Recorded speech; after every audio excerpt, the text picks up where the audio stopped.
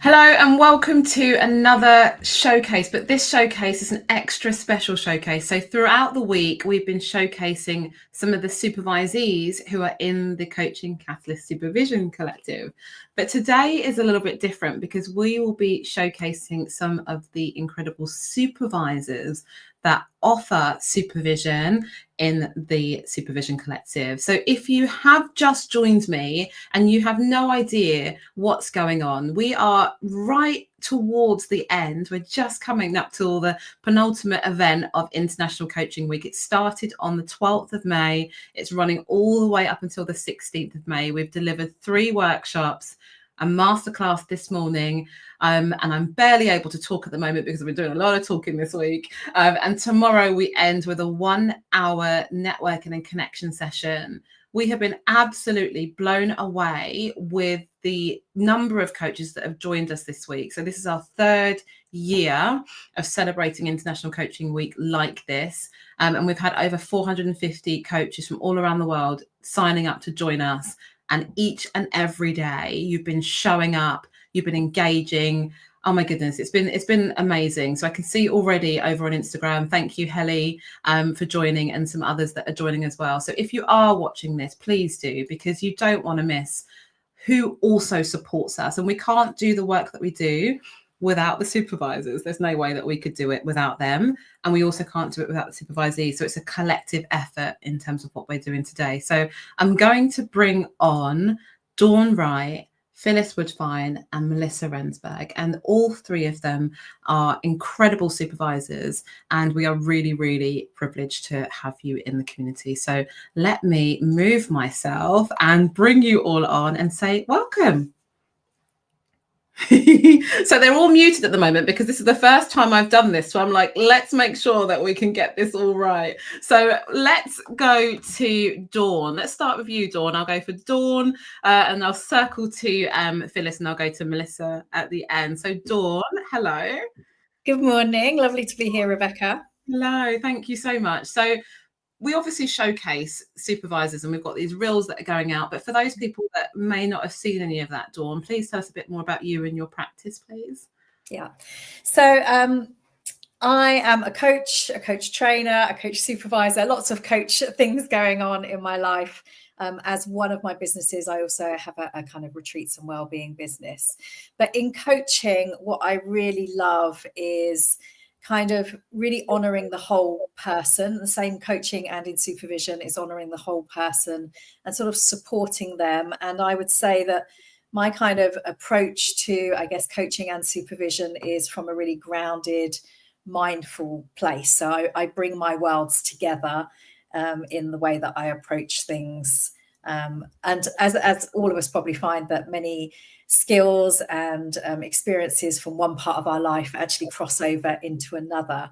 And when I'm meeting other coaches or coachees in different environments, they may be coming with one thing, even into a supervision group, they may be coming with one thing, but we're all holistic beings that have lots of experiences. And so I definitely want to work with the whole person, not just with whatever it is they're bringing into each of those spaces with them.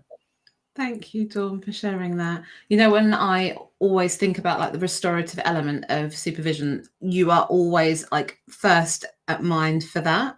And I find that that's like that embodiment of like being grounded and being present. So I really do always look up to you when I hear that element, because if you don't know, I always laugh because I always take the mick out of Dawn because I secretly want to live Dawn's life. But Dawn is a yoga teacher and trainer by profession as well, right? So yeah, kind of filters into the way that I see you showing up in coach training and in supervision and in mental coaching too. So thank you for being here. And all of those things are about being there to grow to your fullest potential.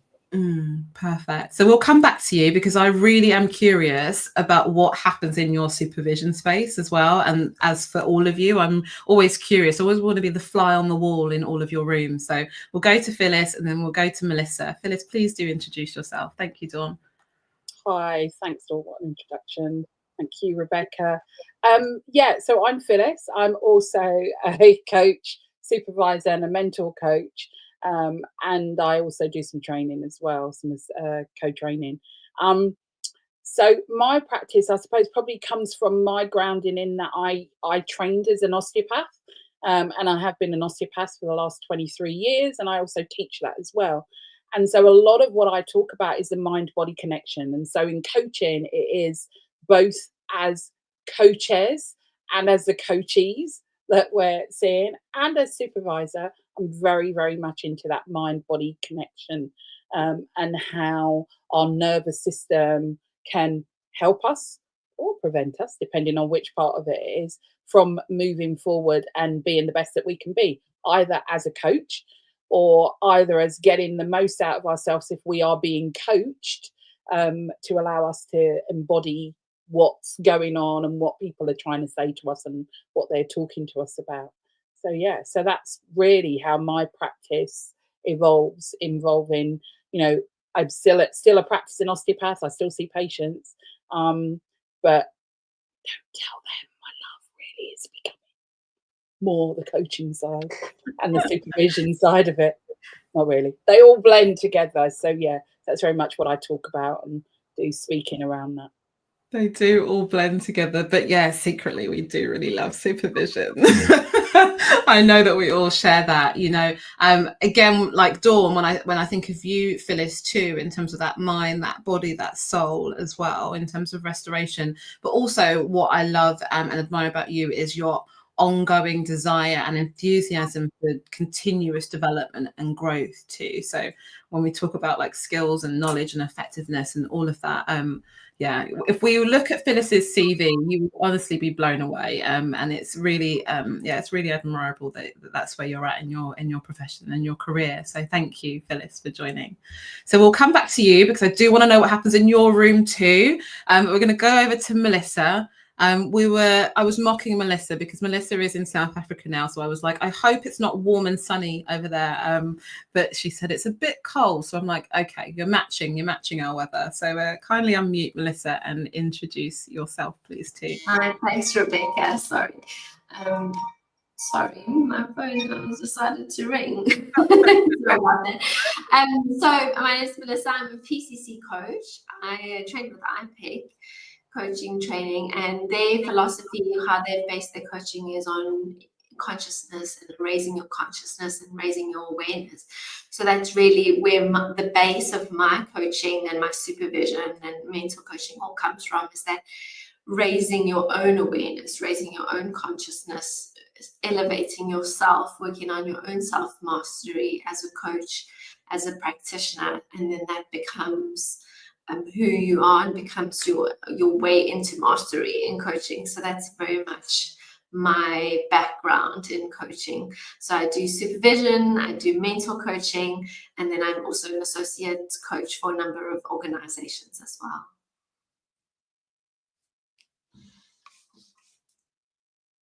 And now I'm the one that's muted. Welcome, Melissa, and thank you for joining us. And do you know, Dawn and Phyllis and Nicola and Sarah and I, we all trained together.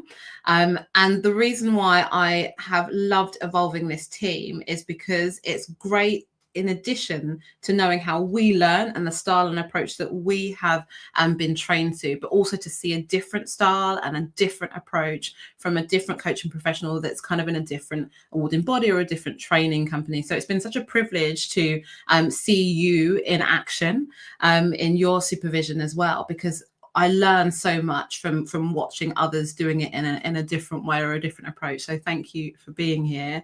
And when you talk about your experiences in terms of the modalities that feed into your practice as well, I definitely know that develops others in their coaching approach too. So thank you for being here as well. Okay, so we've got our introductions. I'm doing good. Like, we haven't crashed yet on here, so I'm doing good. So we've got our introductions. What I would love to hear from you is what people ask often. They ask, how does supervision work? Like, what happens in the supervision space? So I can see here, Emma is saying, just dropping in to say that you're all amazing. So thank you, Emma. And Sally has joined us over there, and we've got a few others that are saying hello. But I think what people are intrigued to know is what goes on in the supervision room. Now, we're going to caveat this, aren't we? Because we don't share what happens in supervision. What happens in supervision stays in supervision. But I would love to hear, I'm going to go for Phyllis, I'll go to Melissa and then Dawn. I would love to hear, like, what goes on, Phyllis, in the supervision room for you? Like, how does that work? Let me know. Okay, so what stays in supervision, happens in supervision, stays in supervision. It's usually sort of like in my rooms. They're usually quite fun. I know that sounds odd, but I like to get us into that joyous mood. So we're usually fun, although there's all sorts of stuff that comes up in that, because I don't really have anything that I say you can't bring to supervision. There are different styles of different supervisors and what they're willing to take. But I think a lot for me is because of my life experiences, the fact that I've been an educator for over 20 years and have supported people through that, as well as having done different styles of coaching and all the different modalities. There's not much that's going to shock me or that's going to make me think, okay, that's a bit odd. So as a result, I usually say you can bring anything that affects you as a coach to supervision. And as a result of that, that means that, yeah, there can be some really, really serious, heavy elements. But there's also fun within it. We find a way to realize how we can be human and recognize that we're human, and how that means that they're all facets of us as a human. So for me, it's just like, whatever you need to bring to the session, and it's there for you. But caveat with all of that is, when you're in the room, it's between all of us that are in the room. Nothing goes on outside. Yeah, that confidentiality feeds into all of what we do, right? As coach practitioners, as supervisors. Yeah, so I definitely second that, and I know Dawn and Melissa and Sarah with third and fourth and fifth that is at the basis of everything we do. It creates that trust, doesn't it, within the session, and that safety within the session. You made me giggle because you said, like, there's nothing I've seen or heard, but when you're an osteopath and you're working with people's bodies, there's definitely nothing you've seen or heard. So you can bring anything. You can bring anything. Thank you. I couldn't tell you with the hundreds of thousands of people I've seen over the year, because I've been a tutor for, I don't know, 20 years as well. So. Yeah. Bring anything. Thank you, Phyllis. Over to you, Melissa. What goes on in your supervision room? Pretty much some of what Phyllis is describing, most of what Phyllis is describing as well, allowing people to bring whatever is on their minds, on their hearts, what they're struggling with, that they feel is holding them back from being the best coach that they can be. And I also like to have a lot of fun in my rooms as well, not being lighthearted, finding the humor in sometimes what we can be talking about as well, just because, as Phyllis said, we're also all human, right? And sometimes it really helps to laugh at ourselves a little bit sometimes as well. And then I create a really warm space for people. I've heard that from a lot of my coaches as well. It's like that it's very warm and safe, and they feel like they can come to the space and know they're not going to be judged, or know that the coaches that are in the group as well aren't really going to be judging. They can feel they can really share what's on their minds. Thank you, Melissa. Thank you. I'm going to give Dawn a curveball, because Dawn, I was going to ask you the same question, and I thought, actually, what I would love to know, Dawn, naughty Rebecca, is how do you ground your supervisees? So I think, like anything, when you have a group of people together, there's a different energy that arrives every time. And sometimes you can feel that people are coming in and they're rushed, and other times people are coming in and their energy might be a little bit low. And I think being grounded, I mean, obviously you could introduce, and sometimes I do introduce, just taking a pause, focus on your breath, not a particularly led practice or anything like that, but that sense of your body's arrived, and sometimes your mind hasn't arrived with you, of how do we we come. And actually coaching presence and coaching mindset is something that I talk about a lot in supervision, because I think it impacts on the how much you get out of supervision, but also as a coach, how much you and your clients get out of the coaching environment. So that kind of sense of presence of what's really going on here and not rushing on to try and find an answer. I think grounding means allowing people time to speak and reflect as well. So there's a big space for pause, actually, and you always know when someone's eyes kind of look up into the top of their head, and we really are allowing for that deepness in there. And I think that depth and groundedness go together in supervision and in coaching, actually. So I think it's about having this safe container through which we can explore all of these things that Melissa and Phyllis were talking about. So it's almost like an invisible hug, I think. It's like, I've got you, and we don't need to rush. We're here. We can land. We can take a breath, and then we can see what arises. Thank you. Thank you for handling my curveball extremely well. That's okay. Bring it on. No, thank you for that. I think Sarah and I talk about the fact that coaching presence and reflective practice, it seems simple when you talk about it, but actually in reality to do it is a very different challenge, I would say, in terms of doing it well and that doing it deeply enough. And doing it consistently in terms of presence, most specifically, but in terms of reflection, like I find that we can be really good at reflecting, but how well can we deeply reflect without having someone else to pull out some of those blind spots for us, like hold that mirror in front of us and extract some of the things that we're not seeing. So it's really interesting to hear how you ground people, supervisees, in order to access some of that area that they're not aware of. So thank you. Welcome. So I'm going to go to the last one in my wrap up. I think I'll go to Melissa, then I'll go to Phyllis. What I'm quite interested in is what are, like, and you probably will be here forever listing some of the key topics, but what are some of the key themes that come up in supervision? So I'm going to share that one of the most common themes, and I hope I haven't stolen one from you, one of the most common themes that come up, and it's not necessarily that coaches are aware of it, is that often their confidence in their abilities as a coach is what potentially could be a barrier in terms of their progression, their development. So around their value as a coach. And their skill set as a coach. So that's often what happens in my spaces. There are many other topics and themes that come up, but that's one of the areas that I see is like a repeating theme, and it comes up in different regards. And it might not be explicitly that they go, I'm not feeling very confident today. It might be that they come with something else, and then we extract it and dissect it and put it apart. And it often is around their confidence. Like, am I doing a good job? Am I a good coach? So I would love to hear from Melissa and Phyllis, and I will circle back to you, Dawn. I won't curveball you, Dawn, on this one.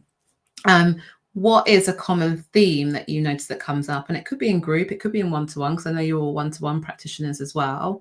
What's the common theme that comes up for you? For me, I agree with you, Rebecca. Like, I think confidence comes up quite a lot.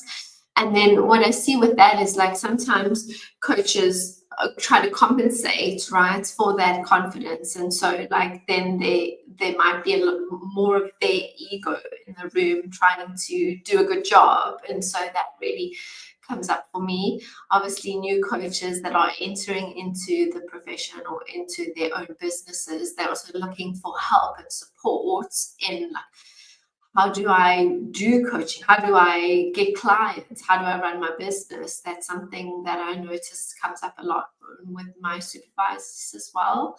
And then obviously some challenges as well when the emotions and maybe I would say like challenges that the clients are facing really start to weigh on the coaches, and they're looking for a place to just unpack that, because sometimes they're not seeing everything, or they're not understanding all the ways that it is impacting them, and then their confidence obviously as a result.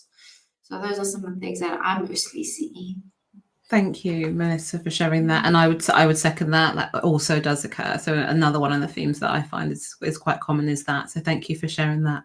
So this is the hard job, Dawn, because when we get to you, we're going to have to think about something original. Phyllis, over to you. What are the themes that come up for you?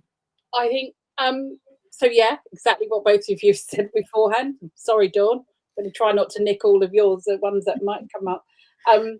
I think sometimes their skill set. So again, that is a bit around the confidence. So depending on where they've trained, they might have done a particular method of coaching, and they might think that because that's what they've been examined on, that's what they've got to do. And it's then when they go out into the real world, for want of a better expression, in other words, coaching people who aren't coaches or aren't training to be coaches, that recognition that it doesn't necessarily go just as they're expecting it to. So somebody might not have this is my goal and I'm going to go along these steps. They can't necessarily work through that. And that realization that actually they're free to coach and ask the questions based on what the client is bringing to them. So it's almost, as I said, it's that confidence around their skill set, and whether or not they can really do a great job, which more often than not they are doing. And it is sort of like speaking to them around that. And then ethics, again, is one of the things that I think comes up often as a result of saying that same thing, their skill set. They're concerned as to whether or not they're being ethical in what they're doing, because I suppose we almost have this all perfectionism, that we've got to be perfect. There's one way to do it. There isn't one way to do it, but it's that thought around that and then getting in your own head around it. So those are two of the things I think come up. Perfect. Thank you so much for sharing that. And I'm going to touch on ethics actually, because it was a question that was asked today of, do you think you're practicing ethically? And all of the coaches were like, why in the chat? And they were like, yes. And of course, I hope, don't ever go into coaching to think that we're going to practice unethically. So we all have the great intentions that we're going to practice ethically, but actually there are some ethical considerations that might come up that we might not be consciously aware of as well.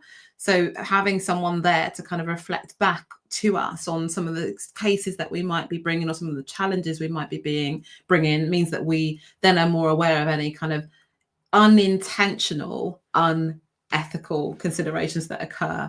My goodness, that was a tongue twister, but yeah, hopefully I didn't stumble on that one.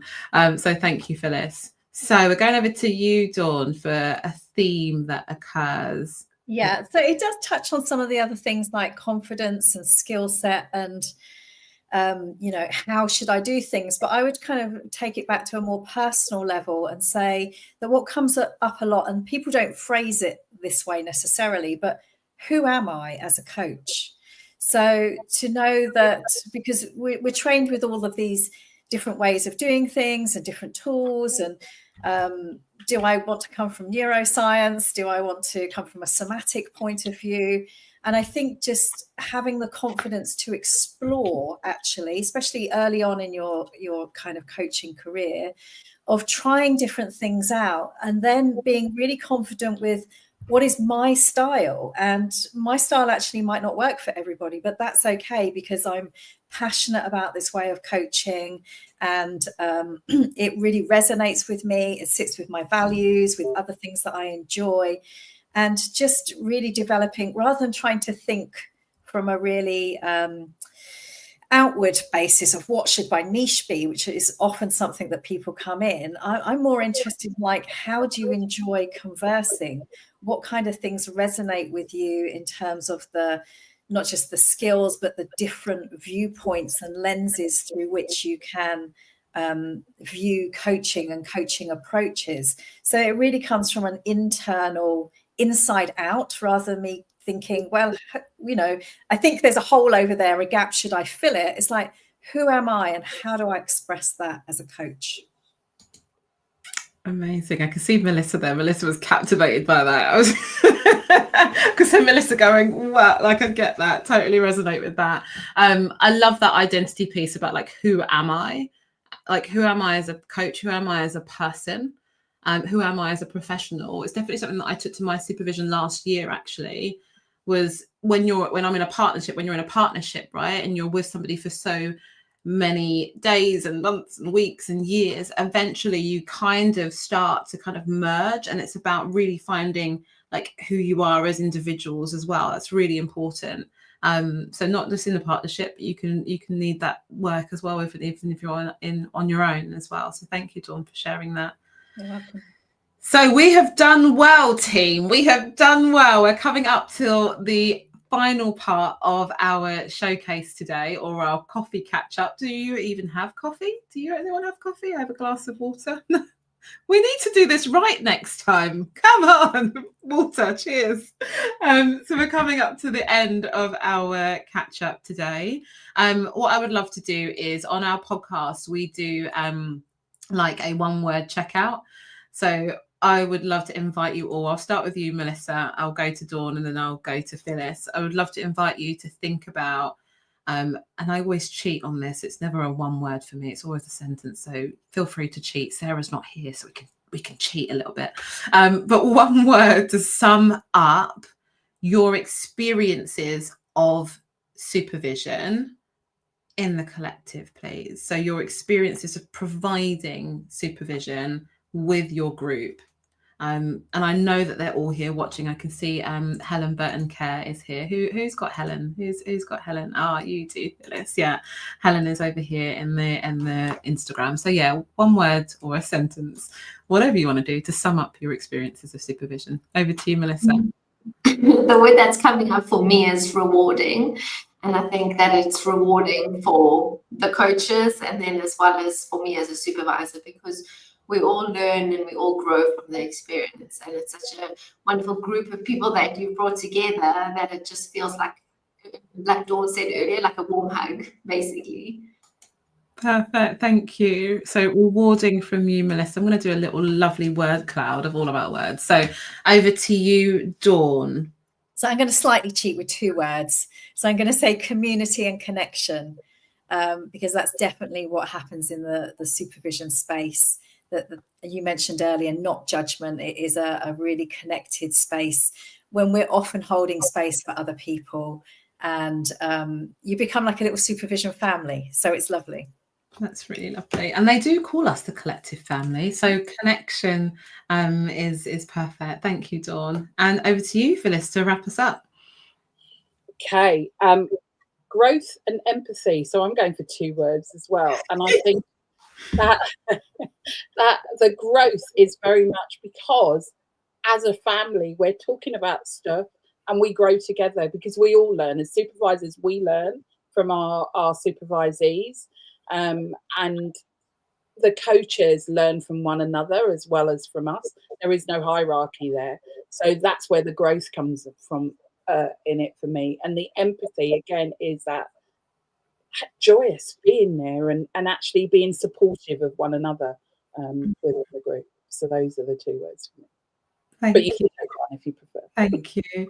I'm going to end, thank you, Phyllis. I'm going to end with privilege, actually. Sarah and I talk about the fact that it's such a privilege to do the work that we do as coaches, as supervisors, but it's also a privilege to be in such a nurturing community of other coach professionals who are all supporting each other. They really are invested in the growth of each other. But it's also a privilege to work with such amazing people, professionals such as you as well, all who share that kind of need and desire to support others in their journey. So it is a privilege, and that's my word. So I am conscious that Sarah's the timekeeper. Where is Sarah today? Oh yes, she's planning, learning and development. That's where Sarah is. So Sarah's the timekeeper, and I'm going to keep to time. We're 1 minute over. So I'm going to say thank you to Dawn, Melissa and Phyllis for joining us today. Thank you, ladies. It's been an absolute pleasure working with you, and I really do continue to be in, to be in a joyous space with you all. So I'm going to wave, and I'm going to put myself on solo layout and just say that if you have a question for either Dawn, Phyllis, or Melissa or myself, please do pop that below, because it will get stored on the recordings anyway. So we'll be able to go into LinkedIn or go into Instagram and read your comments. Please do connect as well. We always love to grow our community and to hear how this has landed with you as well. I can see all of you over there over on Instagram. So thank you, Finding Your Feet. Thank you, Claire. Thank you, Lila. Thank you, Lisa. Your Friendly Breathing Coaching. Thank you, Sally. Thank you, Emma, Naomi. Oh my goodness.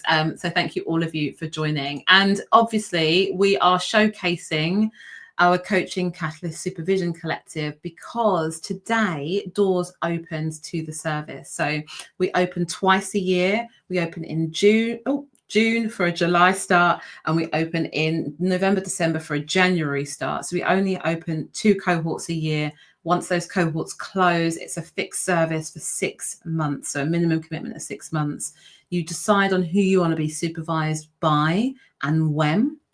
And then you get your calendar invites to show you what dates they are happening. But we also do have an amazing service that includes learning and development, coaching triads. We've got a coffee cafe, or a Catalyst cafe, which is our virtual networking session. We also do meetups in London twice a year. And the members have been asking if we're going to go further afield. And someone suggested South Africa today, Melissa. So who knows where we'll be. So you also get business training from Sarah and myself. You've got a whole rounded holistic support package to support you as a professional coach with your skills, your knowledge, your effectiveness, your ethical practice, but fundamentally your well-being and your happiness as coaches. So if you want to know anything else about the service, please do go to bit.ly/coaching-collective, and you will have all the information that you need as well. And you can book a call with us should you need to as well. So we look forward to seeing you in the collective. Speak soon. Bye, everyone.